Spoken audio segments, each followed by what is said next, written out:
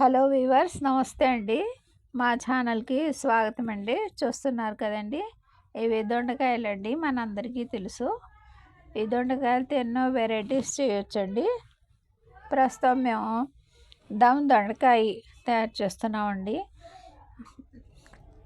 Very simple process అండి. ఏ విధమైన మసాలాలు లేకుండా ఓన్లీ కొద్దిపాటి ఆయిల్, కొద్దిగా రెడ్ చిల్లీ పౌడర్, సాల్ట్ తో మనం ఈ దొండకాయ దమ్ తయారు చేద్దామండి.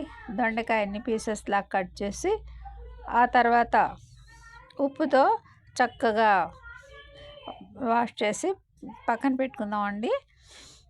ఉప్పుతో బాగా కడిగేసి వాటర్తో ఉప్పుతో ఈ విధంగా దొండకాయల్ని పక్కన పెట్టేద్దామండి.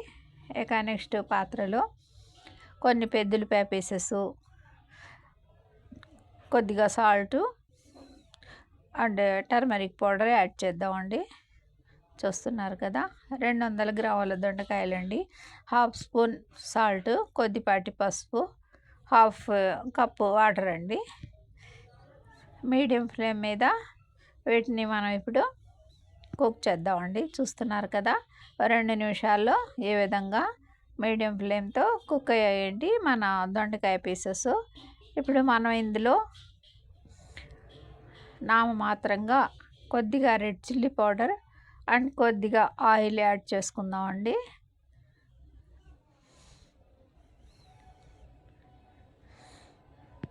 హాఫ్ స్పూను ఆయిల్ అండి, హాఫ్ స్పూన్ నూనె అండి, కొద్దిపాటి రెడ్ చిల్లీ పౌడర్ అండి.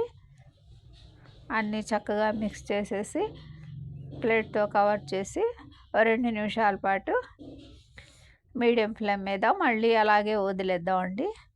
చూస్తున్నారు కదా, ఈ విధంగా మన దొండకాయ న్యాచురల్ దమ్ రెడీ అయిపోయిందండి.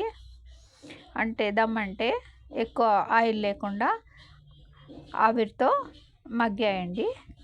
బై అండి.